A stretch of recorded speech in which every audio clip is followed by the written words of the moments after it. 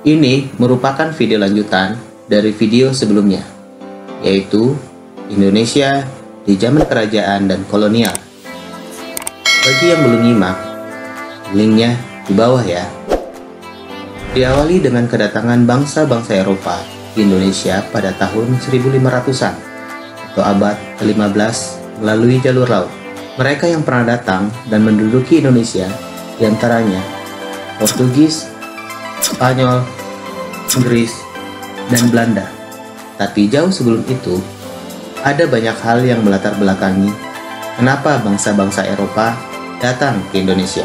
Yang pertama, adanya perkembangan ilmu pengetahuan dan teknologi. Pada masa Renaissance, di abad 14 hingga 17, Eropa sedang mengalami kebangkitan dari kegelapan. Perkembangan ilmu pengetahuan dan teknologi sangat pesat. Salah satunya adalah teori heliosentris yang dikemukakan oleh Copernicus yang mengatakan bumi dan planet-planet mengelilingi matahari dan bumi itu tidak datar, melainkan bulat. Yang kedua adalah revolusi industri. Salah satunya adalah penemuan mesin uap untuk kapal, di mana penemuan mesin kapal memudahkan bangsa Eropa melakukan perjalanan. Yang ketiga, Konstantinopel sebagai ibu kota Kekaisaran Romawi berhasil dikuasai oleh Kekaisaran Turki Utsmani. Pada tahun 1453 yang dipimpin oleh Sultan Muhammad II, berhasil merebut wilayah kekuasaan Konstantinopel dari Kekaisaran Romawi dan menutup jalur perdagangan. Hal ini menyebabkan pedagang dari Eropa tidak dapat lagi mendapatkan rempah-rempah. Mereka pun mulai mencari rempah-rempah ke benua lain, salah satunya Indonesia dan negara-negara lain di benua Asia. Yang keempat, adanya motivasi 3G, Gold, Glory, dan Gospel.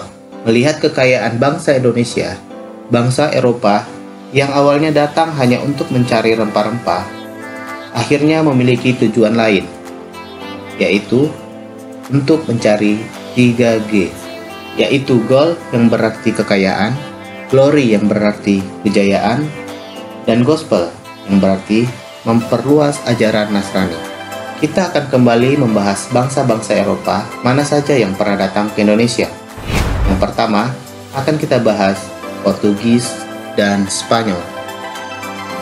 Dibandingkan dengan bangsa Eropa lainnya, Portugis dan Spanyol adalah bangsa yang paling maju. Mereka memiliki armada yang kuat, teknologi navigasi, dan perlengkapan kapal yang paling canggih di masanya. Ketika keduanya berniat melakukan ekspedisi penjelajahan samudra, dibuatlah perjanjian Tordesillas pada 4 Juni 1474 atas usul Pendeta Alexander VI yang tujuannya agar tidak terjadi bentrokan di antara dua bangsa besar ini. Isi perjanjian Tordesillas adalah pembagian arah pelayaran di mana Portugis memiliki hak perdagangan dan berlayar ke arah timur, dan Spanyol memiliki hak untuk berlayar dan berdagang ke arah barat.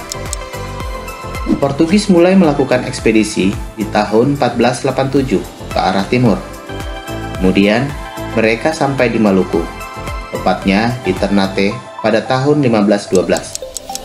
Kedatangan mereka disambut baik oleh kerajaan Ternate, karena Ternate membutuhkan bantuan Portugis untuk melawan kerajaan Tidore. Ternate pun mengizinkan Portugis untuk membangun sebuah benteng yang bernama Benteng São Paulo. Sedangkan Spanyol memulai ekspedisinya pada tahun 1492 ke arah barat. Kemudian, mereka sampai di Filipina pada tahun 1521. Kedatangan mereka disambut baik. Namun, Fernando Magellan yang saat itu memimpin ekspedisi tewas terbunuh karena terjadi peperangan di Filipina. Mereka pun memutuskan untuk melanjutkan perjalanan dan sampailah mereka di Maluku, tepatnya di Tidore. Kedatangan Spanyol disambut baik oleh masyarakat Tidore. Mereka yang telah berselisih dengan Ternate menjadikan Spanyol sebagai sekutu untuk mengalahkan Ternate. Kedatangan Spanyol menjadi ancaman bagi Portugis, sebab saat itu Portugis sudah memonopoli perdagangan rempah di Maluku. Portugis dan Spanyol pun bersaing dengan memanfaatkan permusuhan kerajaan lokal. Selain itu, Portugis dan Spanyol saling tuduh mengenai perebutan rute perjalanan yang sebelumnya sudah disepakati melalui perjanjian Tordesillas. Perseteruan terus berlanjut hingga tahun 1529, diakhiri dengan perjanjian Saragossa. Yang isi perjanjian Saragossa adalah membagi bumi menjadi dua pengaruh dan kekuasaan, di mana bangsa Portugis memiliki daerah kekuasaan dari Brasil ke arah timur sampai dengan Kepulauan Maluku, dan Spanyol memiliki kekuasaan dari Meksiko ke arah barat sampai dengan Filipina. Karena perjanjian Saragossa inilah teori heliosentris milik Copernicus dibenarkan bahwa bumi itu bulat dan bukan datar. Bangsa Eropa yang ketiga adalah Inggris. Inggris menjalankan perjalanan samudera pada tahun 1577. Inggris mengikuti perjalanan Spanyol ke arah barat dan tiba di Ternate pada tahun 1579.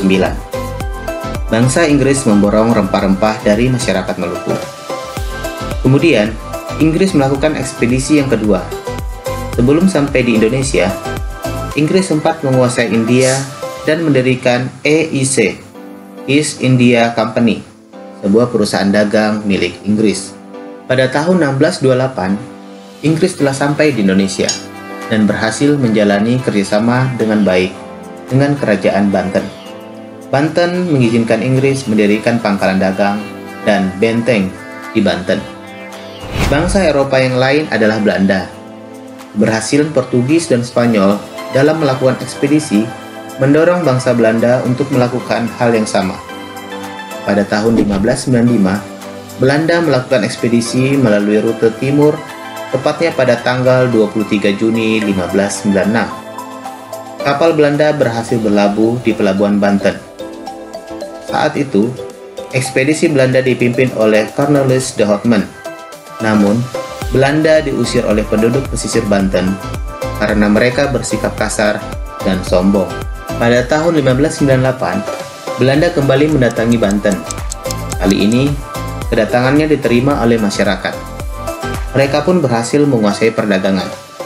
Mereka mendirikan perusahaan dagangnya di Indonesia yang diberi nama VOC pada tahun 1602. Kemudian, pada tahun 1605, VOC menyerang benteng Portugis di Maluku.